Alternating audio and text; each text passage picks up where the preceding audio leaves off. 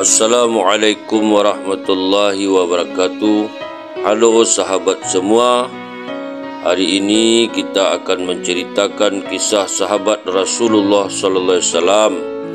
Sebelum kita menceritakan kisah ini, jangan lupa di-subscribe, like dan komen konten ini. Kisah Islamnya Ummu Amarah radhiyallahu anha dan keikutsertaannya dalam medan pertempuran. Ummu Amarah radhiyallahu anha adalah seorang sahabiah dari kaum Ansar yang telah memeluk Islam pada masa permulaan Islam. Dia juga telah ikut berbaiat pada Baitul Aqabah yang pertama. Aqabah artinya jurang atau lembah. Ummu Amarah radhiyallahu anha masuk Islam secara diam-diam kerana pada saat itu orang-orang musyrik dan orang-orang kafir banyak menganiaya kaum muslimin. Banyak orang datang dari Madinah ke Makkah untuk melaksanakan ibadah haji dan secara diam-diam mereka memeluk agama Islam di Mina, sebuah lembah di dekat Makkah, agar tidak diketahui oleh orang-orang kafir Quraisy. Dan Ummu Amarah radhiyallahu anha termasuk rombongan ketiga yang datang dari Madinah ke Makkah dan kemudian memeluk Islam di tempat itu. Setelah Rasulullah SAW hijrah ke Madinah, Ummu Amarah radhiyallahu anha sering menyertai peperangan yang dilakukan kaum muslimin pada saat itu. Di antaranya perang Uhud, perang Hudaibiyah, perang Khaybar, Umratul Qada, dan perang Hunain dan perang Yamamah. Ummu Amarah menceritakan pengalamannya dalam perang Uhud. Aku mempunyai sebuah kantung kulit yang aku isi dengan air. Kemudian aku berjalan ke medan Uhud untuk melihat bagaimana keadaan mujahid-mujahid Islam. Apakah ada yang terluka atau kehausan? Maka aku akan memberinya minum. Ketika itu usia Ummu Amarah radhiyallahu anha 43 tahun. Suami dan kedua orang putranya juga ikut dalam perang itu. Ummu Amarah radhiyallahu anha melanjutkan ceritanya. Sebenarnya pada peperangan itu tentara Islam telah mendapat kemenangan.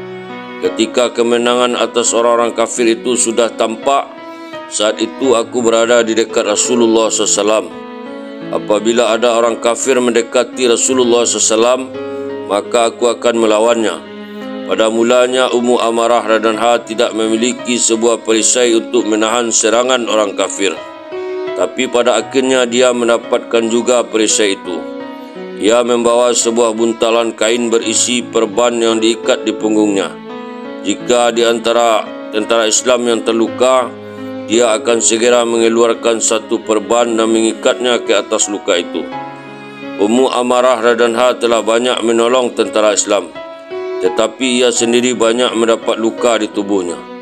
Tidak kurang dari 12 atau 13 luka di tubuhnya, dan semuanya dapat disembuhkan. Tetapi ada satu luka yang sangat parah yang sulit disembuhkan.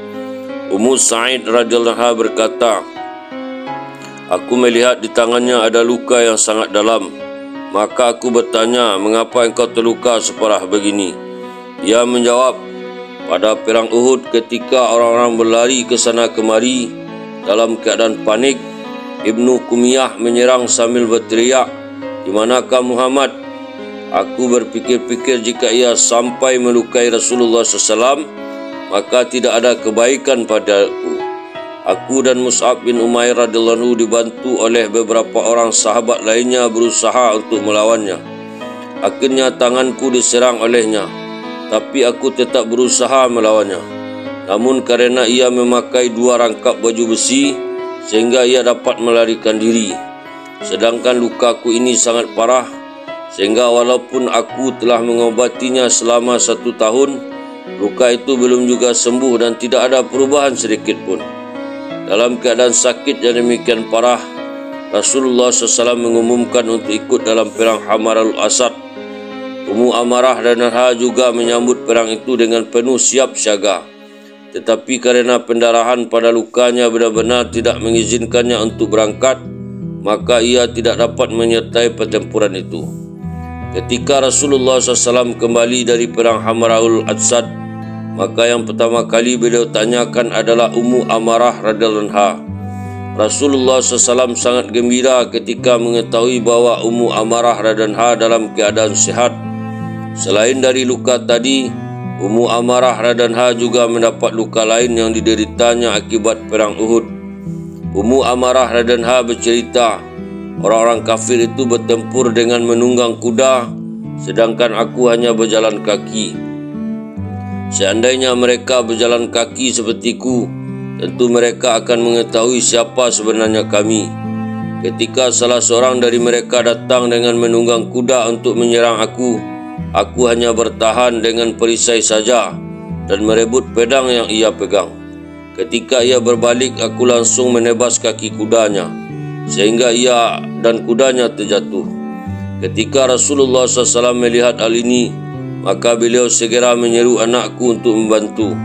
Setelah anakku datang, kami berdua dapat membunuh orang kafir tadi.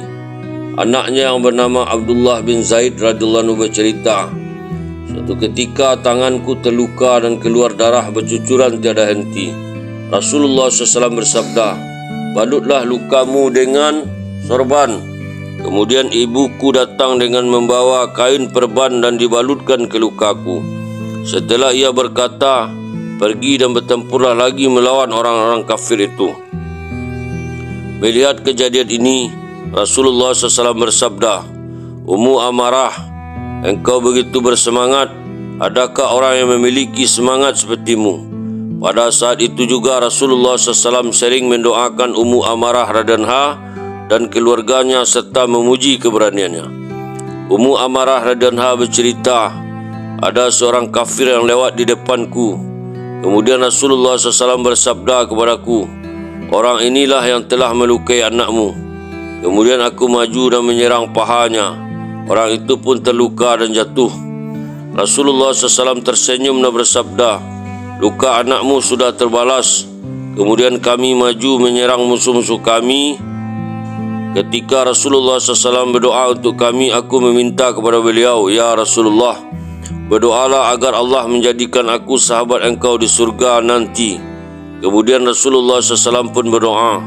Setelah aku didoakan oleh Rasulullah SAW, aku tidak pernah merasa khawatir lagi terhadap kesulitan hidup yang akan menimpaku. Selain di perang Uhud, ia juga banyak menyertai perang lainnya dengan hasil yang memuaskan.